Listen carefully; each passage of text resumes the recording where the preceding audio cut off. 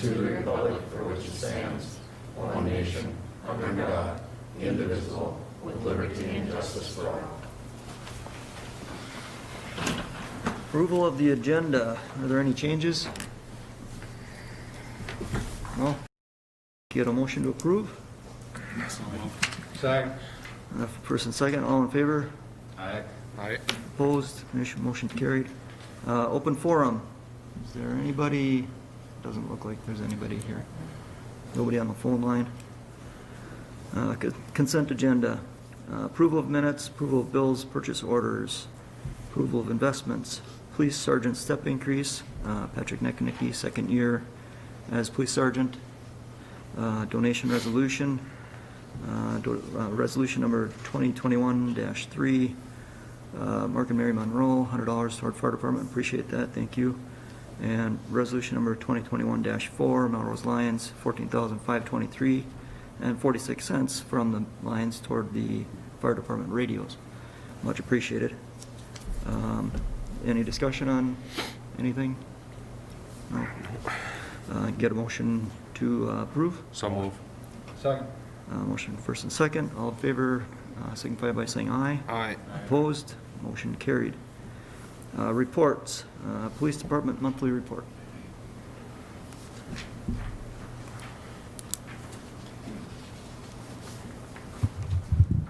Good evening, members of the council. For December 2020, our monthly statistics in our traffic area, we had 21 citations, 79 verbal warnings, and 5 written warnings. 2020, we had 310 calls or requests for service. 2019 was at 260, so we're up by 50 calls overall for that month. We ended on ICR 3828, and last year was 4246. We're down 418 calls for the year overall. COVID played a role in some of that, as well as some vacations, deployment, sick time kind of thing. So pretty satisfying year overall. Some things of note, our body camera policy is up on the City of Melrose website for review. There's an open comment or questioning period, and that's going to close on the 12th of February. We'll bring the policy, either revisions or for approval on the February 18th meeting, which will also have a public hearing related to that. There's several areas that are mandated to use body-worn cameras or body cams, and then there's some other areas that are maybe discretionary for officers, so that's what we're kind of looking for, is what is the public's input or concern about the discretionary side of things, or is there more that should be put into a mandatory usage of them. So we have not purchased them. This is a requirement before we can do any of those sorts of things, so we're working through that before we make any purchases, which was budgeted for this year. Any questions? I have a question, not about any of that. Have we ever figured out what we're doing with strays and for cats and dogs?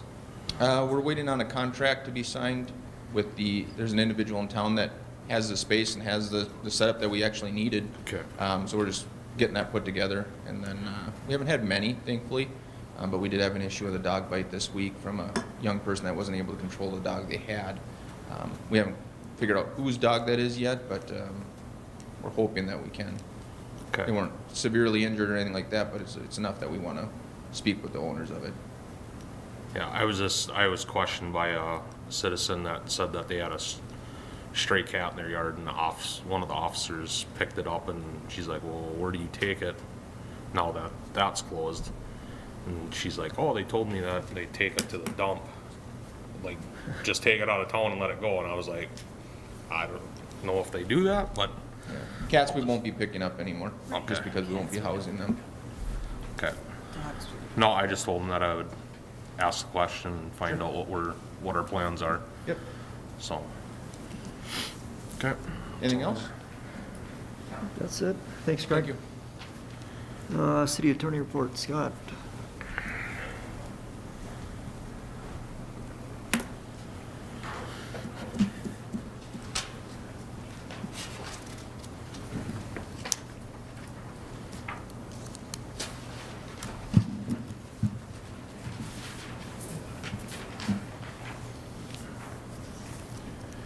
Yeah, my last report, we've been continuing to pursue the the nuisance out in Rose Park.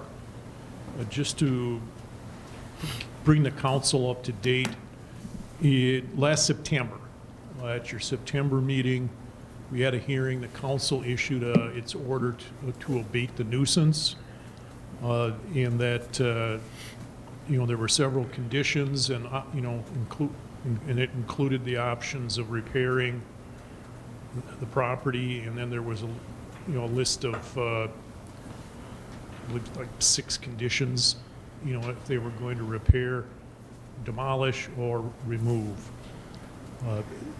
When the council issues that order, it needs to be served on the parties. So that would have been the Melrose Community LLC, as well as anybody else with an interest in the property. I read that then to include Melrose Community LLC's lenders. It took a little time to get the document served. It's not as much of an issue when the problem is a property here in town and it's an owner, and they normally will have a loan from the Freeport Bank or the credit union, and Chief Mouse can just go serve those folks in person. In this case, say we had 2 lenders involved, and one was in Martin County and one was in McLeod County. So again, Chief Mouse made arrangements to have those sheriff's offices serve those banks. Melrose LLC, Mr. Bonner, are located in Hennepin County, and so arrangements, again, Chief Mouse made arrangements to have them served in Hennepin County through the Hennepin County Sheriff. There was some delay. It was the 12th of October, almost a month after the council issued its order, before it was actually served. Then, from the date of service, the council had said, well, it's got to be taken care of within 45 days. That 45-day clock starts to run from when he's served. So that took us to basically the end of November. During that time, the city has been contacted by Mr. Bonner or his attorney or his agents a number of times. He was served on the 12th, and right away on the 14th there was an application in for repairs, and a permit application. That application had to be denied. The contractor that was listed on the application was Mr. Cheney, who apparently is the caretaker out there and is not a licensed contractor. We got that sorted out, and we were informed that Mr. Cheney was in the process of getting his contractor's license and was applying for it. So we gave him a little bit more leeway than we probably normally would, thinking that, given the COVID issues and trying to get a license through the state, it might take a little time. So we didn't move right away to enforce the order at the end of November. We gave them a little more time. Another permit application was filed towards the end of December, just about Christmas. This was submitted by a licensed contractor, but the application really didn't conform with the council's order. It really wasn't coming up with any plans or some specifications about repairing this place and bringing it up to code. It was just a one-page application to put vinyl siding and soffits on the property. So we noted that, that isn't complying with the council's requirements in its order. We'd also, in the order, said that we still need proof that you actually own this property. We've gotten several documents in the last year, because this has been a request that's been made a number of times, And we get some documentation, but we never get that certificate of title issued by the state of Minnesota that says Melrose Community LLC owns this trailer. We've got copies of documents confirming that the trailer was built in 1991, and at the time it was manufactured 20 years ago, 30 years ago, it conformed with HUD standards at the time. And we've gotten copies of paperwork showing that the trailer was the subject of a sheriff's sale 2 going on 3 years ago, and who owned it according to the notice from the sheriff's sale, but we've got nothing current. So again, that permit was turned down. You know, at that point, I went ahead and, you know, filed the council's order with the court to begin the enforcement process at the district court level. I filed that, the council's order at the beginning of the month, January 5th. Along with that, I have to prepare a notice of lis pendens and file that with the county recorder. When that comes back from the recorder's office, I will, you know, file it with the court together with a motion asking the court to, you know, issue its order affirming the council's order and directing that this nuisance be abated, and that if it isn't abated, then the city can go in and abate the nuisance. I've been watching the county recorder's online records, and I sent the notice of lis pendens in to be recorded. We say it went out in the mail January the 6th, and the county recorder is, I would think that probably the beginning of next week, they will probably be processing the documents they received, you know, that week. So I would think within the next week, we'll get the recording completed, and then I can file the motion papers. And at that time, and when I file the motion, the court will schedule a hearing, and we'll, you know, provide notice to Mr. Bonner again, and we'll look for the court's order. When will that hearing happen? Who knows? You know, you're at the mercy of the court's schedule. I do expect, you know, the courts have been holding these hearings remotely, so it'll be a Zoom hearing, which is not necessarily a bad thing. Those seem to go fairly well, and it saves everybody a trip down to St. Cloud. So I'm hoping that there'll be more to report in a month, but I'm not promising. We'll see. We'll see what the court administrator tells me when I file the motion in the next week or two. So that's all I've got for the council. If there's anything else that you have concerns or questions about? When this initial court hearing occurs, if there is no representation from either Mr. Bonner or his attorney, would the court be inclined to issue summary judgment? I think so. And you know, even if there is a hearing, you know, we would argue that, you know, the time for them to dispute it is past. You know, they're in default, and that the court should issue its order.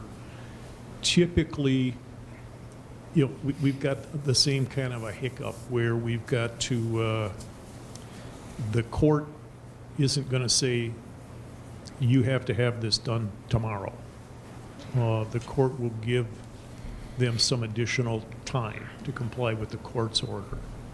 You know, I think we will argue that they don't need to have much more time, that, you know, they could fix this by hiring the same folk contractor that brought it in to haul it out and, find another home for it. And if they want to repair it someplace else. And when it's, back up to code, get a permit to move and we'll look at it, then you can bring it back in. Because this has been going on now for a couple of years out there, before we even brought it to the council. Will the court agree with me? We'll see. But I would expect that the court would issue the order. Again, when the court issues the order, I have to serve it, and then they have the time for them to comply starts from the time I complete the service. So realistically, it's probably late winter, early spring before we'd reach the point where the city could just move in and do whatever they're planning to do to abate it. So. Sounds like a mess. And a very burdensome process. Yeah. So, appreciate it. Thanks. All right, 5C, City Engineer Report. Michael?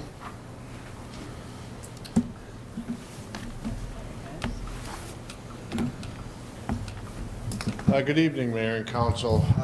We're progressing on the 2021 street improvement projects and expect to have plans to a point where we can seek authorization for bidding at the February meeting. Attached later in the agenda is a proposal to complete the chip sealing projects for 2021. We'll discuss that more later. The Second Street, Fifth Avenue flooding issue, we're progressing on that. Jake Newhall, one of our stormwater engineers, is working on some alternative plans.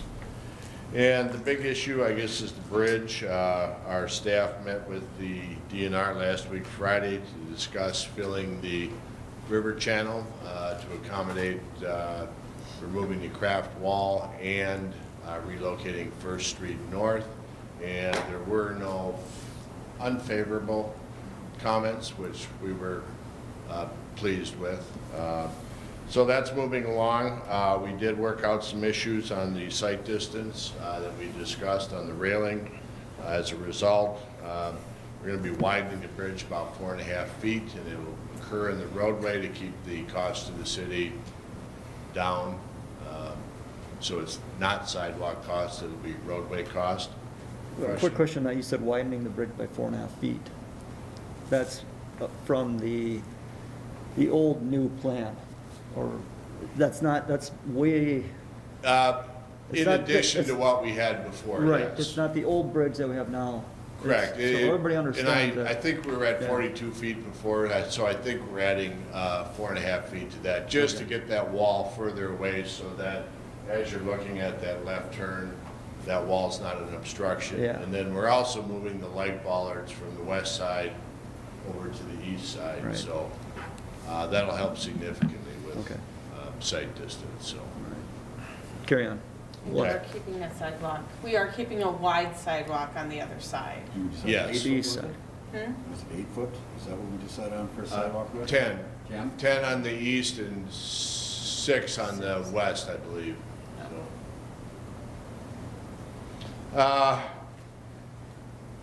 There are some dam issues. I don't know that we need to get into any detail on the dam repair stuff, but we will be hopefully submitting permits to the DNR and Corps of Engineers as soon as we have 60% design plans ready, and we expect that to be in April of 2021. So I think we're getting back on schedule now that we've seen to have some cooperation on filling the channel, those types of things with the DNR, and we expect to be bidding on schedule as we had previously planned. So, are there any other questions? I do. In the report here, it says, meeting with the city and county on December 23rd resulted in a preferred roadway and bridge alternative 3B. This alternative includes having First Street shifted north from the current alignment by approximately 30 feet. When it says met with city and county, and then a bridge alternate, up to this point, the council's been very involved in what is the correct path, but I don't think the council was involved in any meeting recently, correct?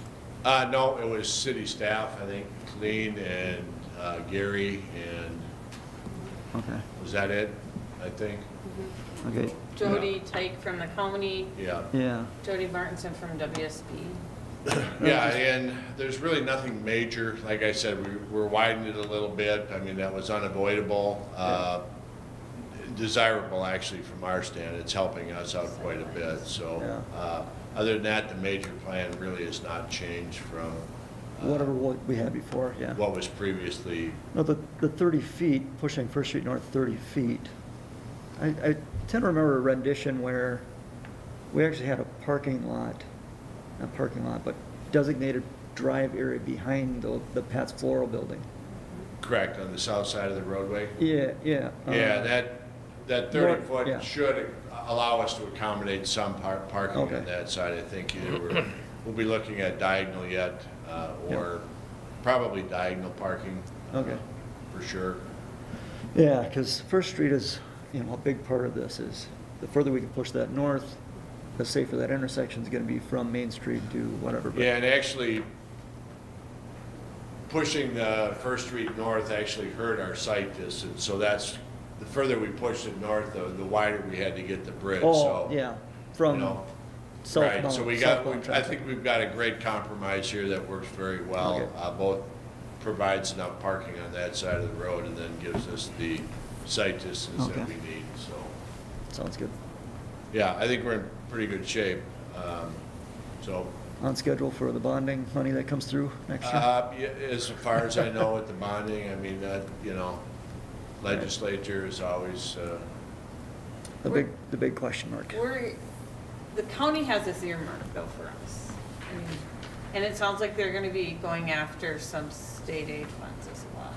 Yeah. yeah, and I think we're gonna be submitting a local road improvement grant application to cover some of the city costs, the shifting of First Street and some of the sidewalks, so hopefully we'll be successful in getting that money. Yep, that'd be good. That's all I've got, unless you have any other questions. Anybody else? Thanks, Mike. Thank you. City Administrator Report, Colleen.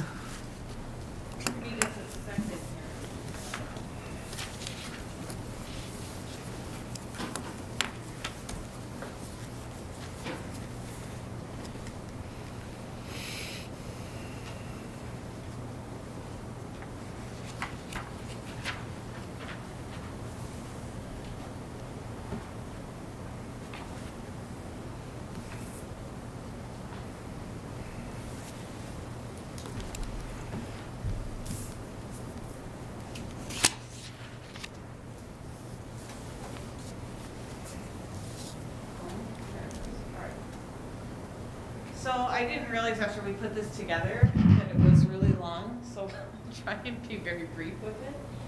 But one of the things I thought was really important to do was it sort of encapsulate what 2020 was for the city and do a year in review, just so we kind of have a perspective of what happened over the past year. This obviously is a view of the two water towers lit up. Looks like, I think it's probably the school colors at this point. Anyway, so the year started out great. We actually were working on a multifamily housing project. We were working on discussions with the developer regarding the craft lot. We had legislation proposed for the bonding bill. We had reorganized our administration team due to a retirement, and then I had been here for about 6 months. In February of that year, many of you participated in a visioning session, if you will recall. And as part of that visioning session, it was the department heads and the council. We talked about many things, and you guys put together sort of ideas surrounding how to grow the community, efficiently manage resources, and then community networking and community attractions. So it was just kind of that vision, overall visioning of different things that you wanted to see happen in the future for the city. Also in February, which was really nice, is we had the German students and teachers met with the council. If you'll remember, they came here, you guys gave them scarves and you had the little meet and greet, and that was very lovely. Again, we had projects underway at Molly's Hill. HVAC system at the city center was well underway as far as getting repaired. Skylight replacement at the city center, the RDB project that Mike just talked about was rebooted. We had redone that, if you'll recall, with the DNR and the core, and got kind of everybody on the same page. Again, the wastewater was in the bonding bill, and broadband to I-94 had been awarded, and they were going to be starting that project in the spring. Then COVID hit. So in March, all of a sudden we are faced with a pandemic. And so instead of we had to really shift how we did business. So all of a sudden we had to have a preparedness plan. We had to deal with the city hall closures, business closures. There were many businesses that had to close. We had to enact local emergency orders. We had to become very versed on family medical leave, emergency types of programs. And then as under the council's leadership, you did right away in March enact an emergency revolving loan fund for our business community. And then further on, as we got into the pandemic, we were also able to take advantage of CARES Act funds. So we were able to assist our community in that way. So then, really we ended up having to adjust to a new normal as far as how we did business. City Center was closed from mid-March until I believe we reopened June 1st. And so the whole time we were still providing services to the community. So with the exception of myself, all the admin team was working out of their homes, but they were still working. We were operating that way. And still answering the community, still taking care of the customers. Gary and his crew, all the other crews were still, they were still doing their jobs. They were out in the field because they were considered essential. Not that admin isn't essential, we were too, but we had the ability to work from home. Then we saw that things were changing. Obviously, we got everybody back to the office. But then, we had to do other things. We partnered with the Chamber in Stearns County, again, related to different funding sources for different programs for businesses. We dealt with all the kind of state mandates that the governor has done through his executive order. And through all this, staff really stepped up, and they really continued to do their jobs and provide that really good customer service, which is what people expect from the city and PUC staff. The other thing that I thought was very interesting is we had 3 retirements in the last year, so last year and a half, really. So we had 3 retirements, and then we have hired 7 new people that work for the city now. Yeah, 7 new people since I began. So we have 7 new people that actually have come on board for the city. So kind of switching gears a little bit, kind of leading into 2020, I just kind of want to provide you with this graphic. It probably looks relatively familiar to you because we just had the Truth in Taxation meeting, but I wanted you guys to see, okay, where do we stand with the rest of our communities? And as you can see, we're right in the middle from a financial standpoint. So we're in a very good position financially. We're not really high, we're not really low, we're kind of right in the middle. And part of that is, we're pretty aggressive about our capital improvements plan. We really take care of our streets and other things. And so, that's a reflection of where we're at in terms of the tax rate. This is just kind of real quickly, the general fund revenue sources. Obviously, local government aid, this was 20 now, not 21. We received 100% of our local government aid. So that accounted for 32% of our general fund revenue source. Obviously, property taxes was about 44%. Then we had the electric franchise fees and some miscellaneous categories. If you look at how we spend our money, you're gonna see that transfers out is one of our biggest ones. And again, that's all related to capital improvements and how we deal with our different, the capital side as far as, you know, repairing of streets and different things like that. Public safety is our highest dollar, our highest area that we expend, followed by streets and then admin. Capital improvement fund, just, and this is a little hard to see and I didn't want to spend a lot of time on it, but I just kind of wanted to show you, and Tessa does a great job of this and she explains this to you in the truth and taxation meetings, but we do a very good job of planning for the future. If we didn't have capital improvement plan, we'd be in a situation where we'd really not be able to kind of keep that taxing fairly steady. We'd probably see a lot more ups and downs with that. So we do a very good job when it comes to our capital spending, and in 20 it was public works outlay and our public works reserves are the two biggest areas that we saw as far as where funds were spent. This I just wanted to show you guys because one of the things that we did last year, and I don't think anybody really realized how bad it was, but this building is a beautiful building. It was constructed in 1990, but 1990, am I correct? Yes. But it's started to show its wear, and we had a skylight system that had never been replaced, and so that happened right before we had to shut City Center down, so they were able to get in here and get that skylight replaced. So you can see the panel, the old one versus the new one, and that's what it looks like to me. So much needed improvement. Some of the other things that happened in 2020 are obviously Fifth Street was a really big project for us. Gary just pointed out to me today that that has been in the book since 2010. So this was a project that had been talked about for many, many years, and it was just this past year in 2020 that it was done. And it was a complete reconstruction. It needed to be.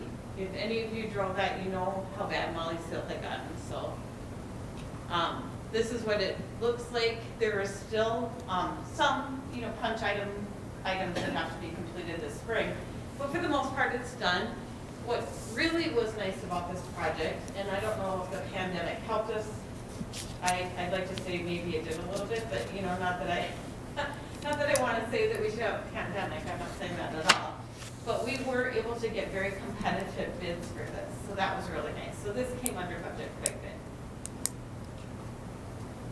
The other thing that we did in 2020, which I think speaks really well and is something that we as a community can definitely be marketing, is we went ahead and we put in additional trails, and then the trails that we did have, we put overlays on.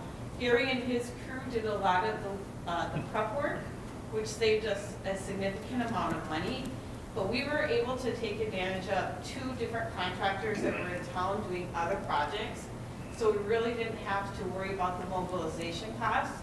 And because they were here again in this situation, we were able to get very competitive pricing.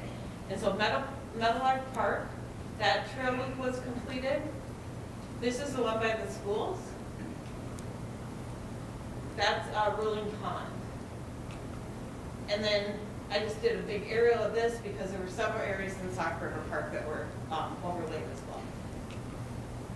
The other thing that we do is we put a sand volleyball court in. You know, one of the things that we heard is during a pandemic, you know, kids still have to go outside and play somewhere, and we hadn't had the volleyball court, sand in that volleyball court for a number of years. And so we did create that so that we had a good volleyball court out in Sock River Park.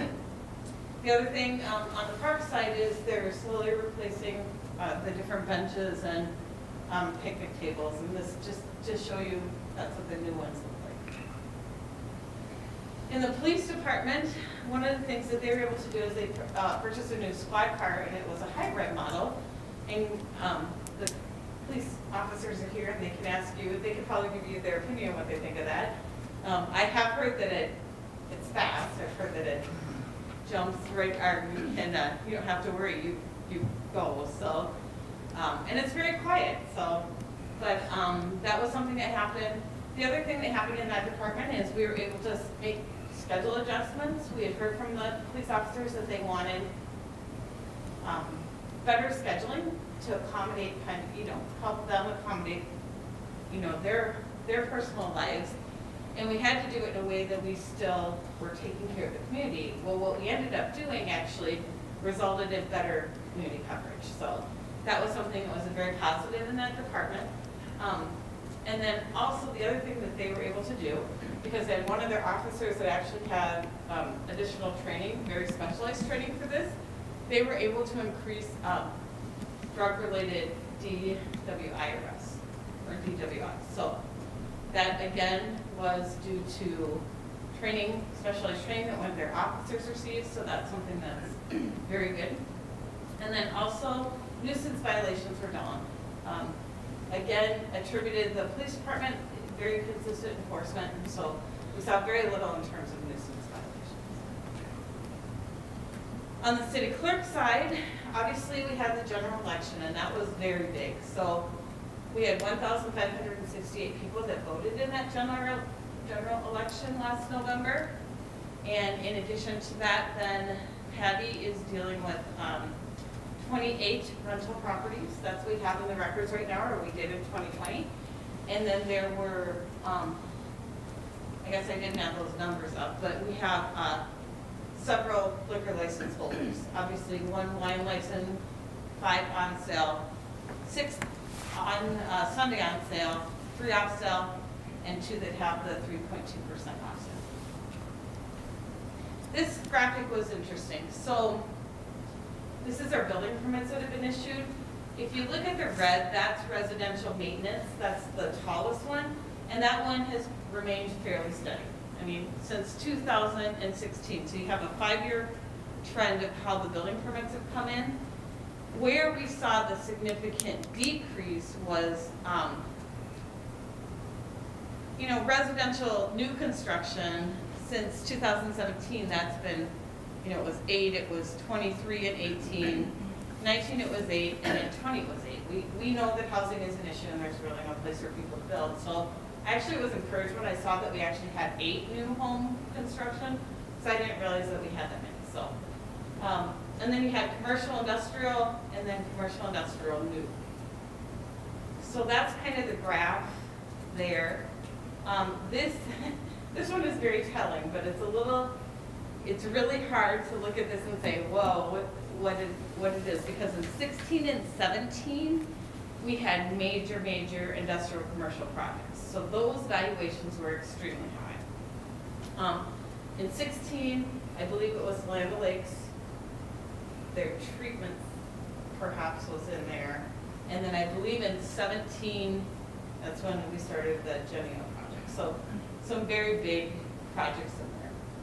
So you can see that obviously 20, that's where we really saw the impact of what happened, probably with the pandemic, in that we really did not see a huge increase in those commercial projects. Now next year it's going to be a little different, although it's probably not going to be, it will be reflected in valuation. It's not going to be reflected in what gets paid, because our huge wastewater project will be in here, but it's not, most of that isn't really structural. So it's a huge project and it's going to bring a ton of trades to the community, but it's not going to represent a huge building permit fee cost. But some of the things I do want to point out are the businesses that did do some things in 2020. One was True North Marketplace and Cafe, which used to be the old Cornerstone Buffet. So they realized early on during the pandemic that they were not going to survive as a restaurant if they continued to do business as they always had. And so they literally did a pivot, a huge pivot. And they are now called True North Marketplace and Cafe. So it's completely different. They have gifts in there. It's a coffee shop and cafe style. So the other one that, all these are very exciting, but one of the things that we know we need is daycare in this community. And so the Montessori School partnered with another group, and they actually formed a Montessori school and daycare, and they actually have infant daycare. So that's been hugely successful. Casey's, with all its controversy, actually ended up being a very nice project, and we have Casey's up there, and it's doing quite well, so. Munson, they built a brand-new storage bin, and the other exciting thing is we had a gentleman that bought some tax forfeited property out by I-94, and he put up some very, very nice storage units on the, out by Rose Park. Ron's did two different projects. They did a car wash, and they also had new storage buildings, or mechanical buildings actually, for their trucks at their main facility, and then they have a car wash where their Melrose One stuff is. And then new St. Mary's Church was actually built and began having services, I believe, in November or December of 2020.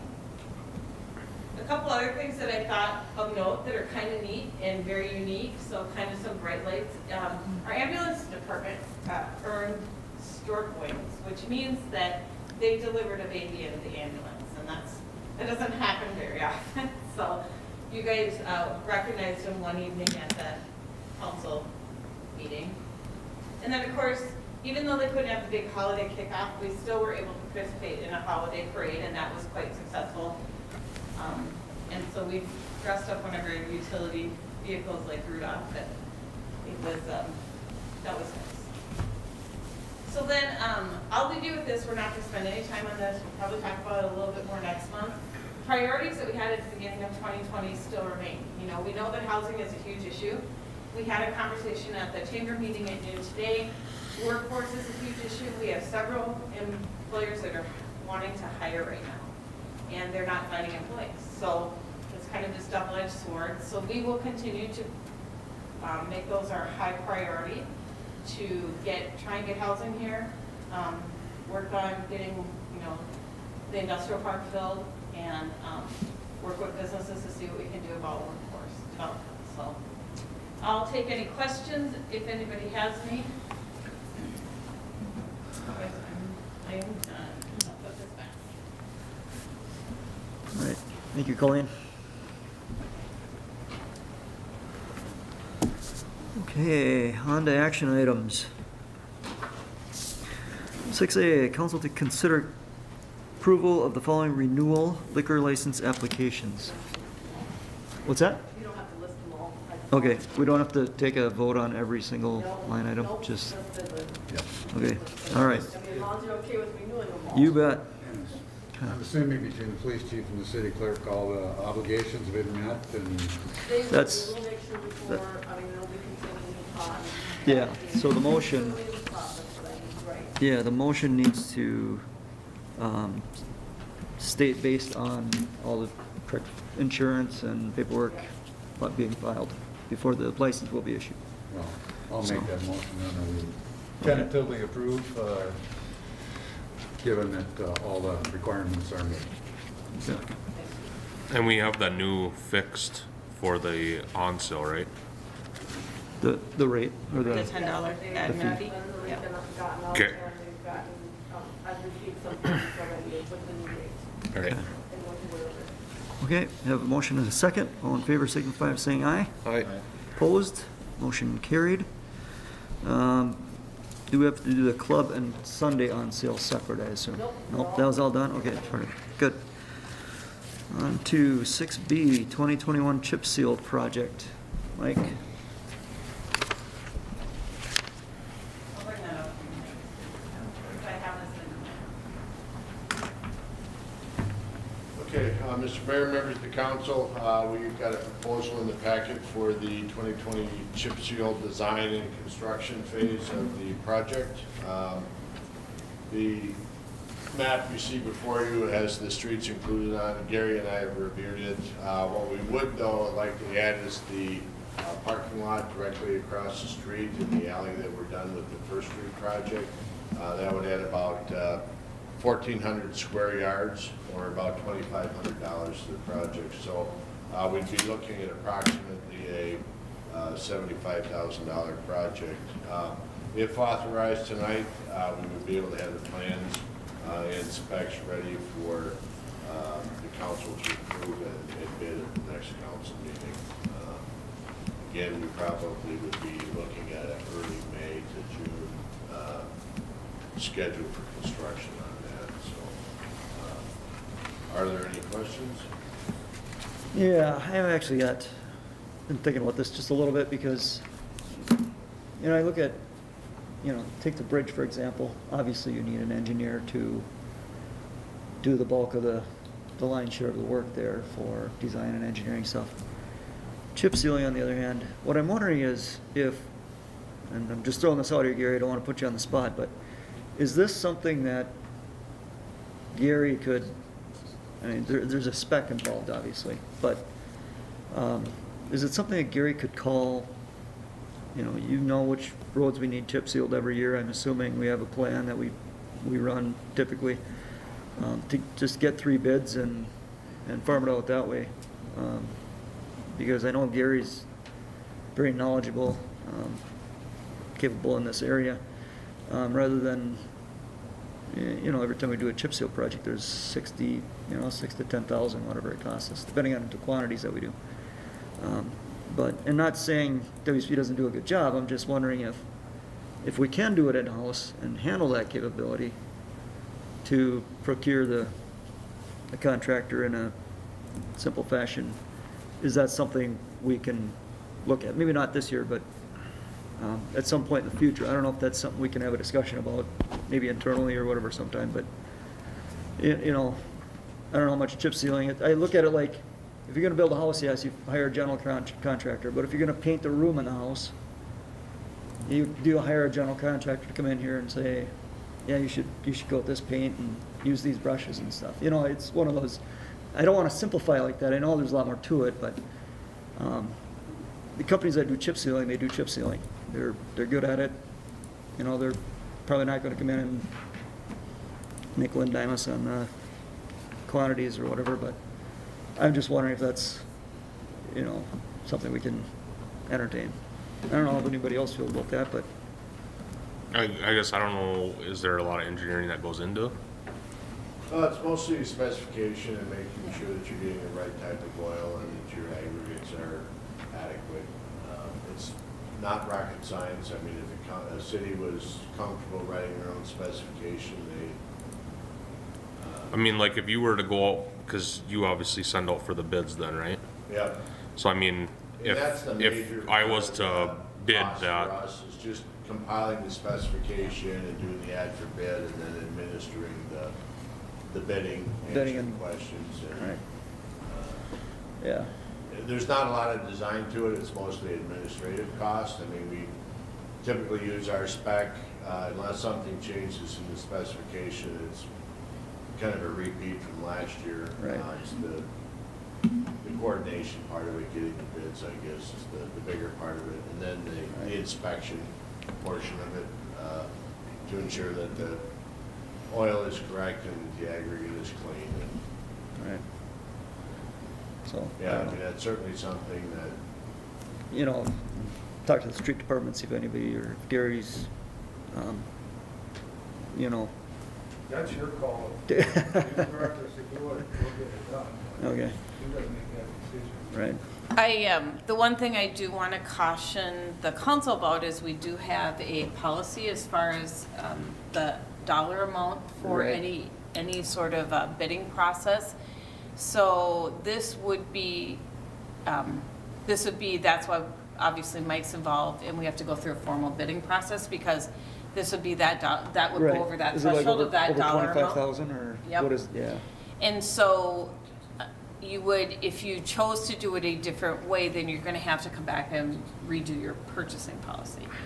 And I'm, Oh, so we have it spelled out that we have to go through we have it spelled out as far as if you go over a certain dollar amount. yeah, we have to have a bid out, right? You have to have bids, yep. Yeah. It's a specification. Right, and that would be compiling an email and sending it to 3 different contractors, or put an ad in the paper, and It's a sending little it bit out more than to- that, but, actually,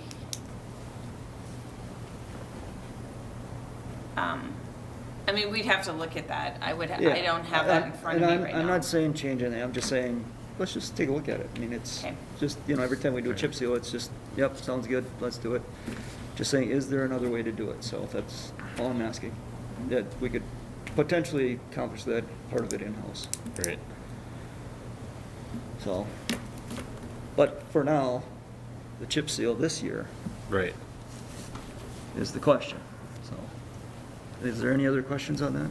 Nope. Anybody want to make a motion to approve? So move. Second. All in favor, signify by saying aye. Aye. Opposed, motion carried. Thanks, Mike. 6C, Streets Parks Department purchase 2022 Mack truck. So if you recall, Mr. Mayor, this was, we did a flip on the purchasing. This was in our capital improvement plan last year. And what happened is we needed to order the plow truck because of the extended wait time for that plow truck. So what we said is, and this is much cheaper than what that plow truck was, we said we essentially swapped those two items. And so this is kind of that first part of the truck that we need to get.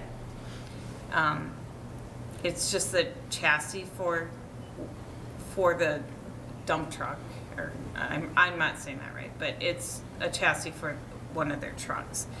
And we were able to obtain the state contract for this, which is, the lowest that you can get. In a case like this, when you have something that's on a state contract bid, that's completely different. So this is simply bringing it forth for your information so that you are aware this is what we are doing per our capital improvement plan that we have in place. Okay. So. And this is Gary, I'm assuming. in the budget? Even though Yes. this is state bid, I'm assuming that you're satisfied with what you're gonna get as far as performance and stuff out of this Mack truck? Yeah, Okay. what I'll say is, this was in the budget for last year, so February, March, we started looking into this truck body and chassis. And we looked at different vehicles. We went to 4 different vendors.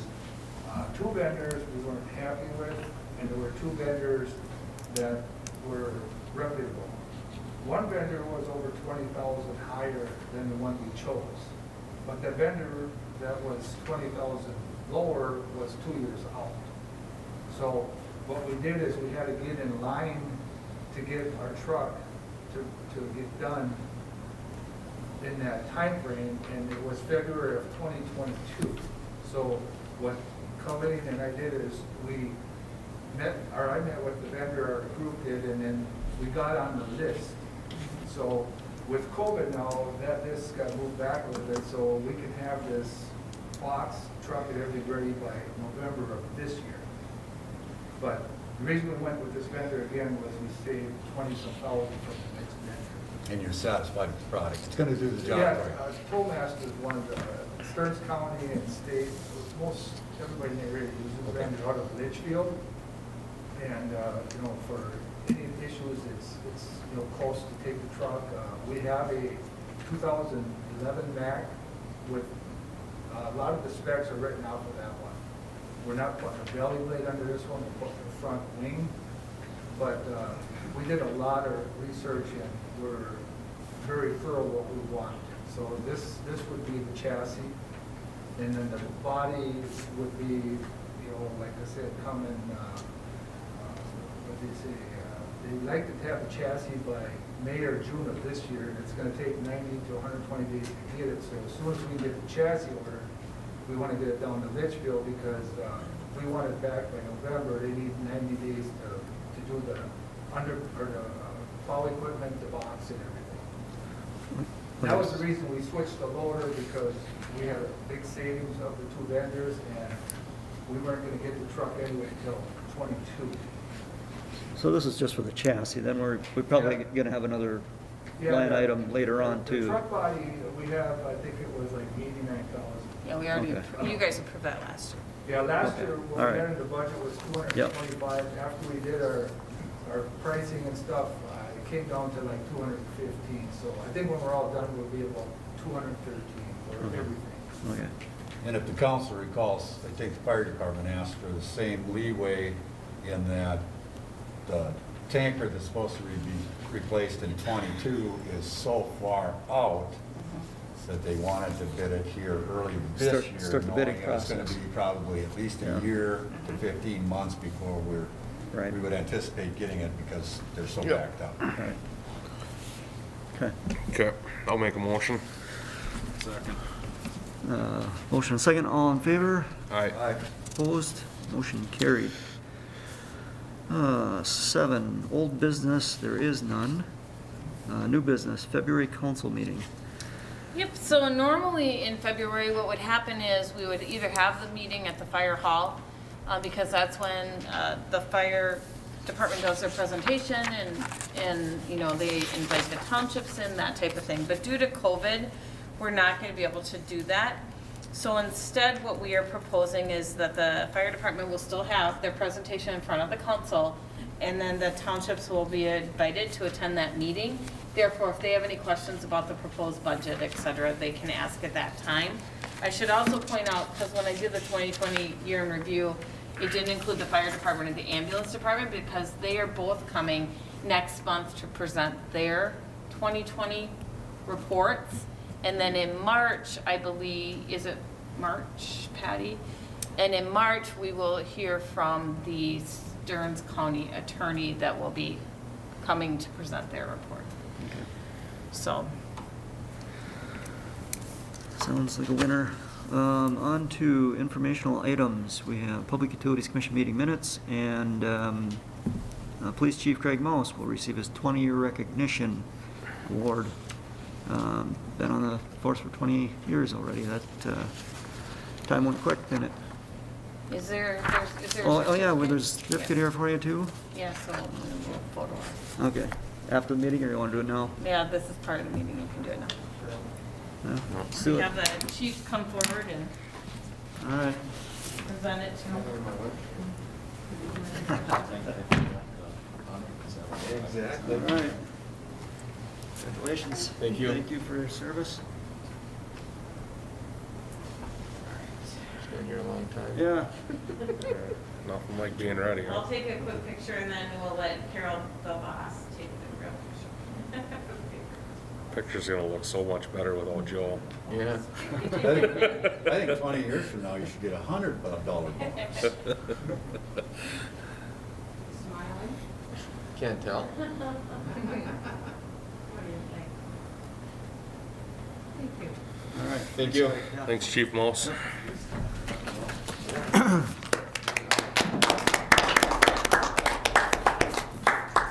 All right.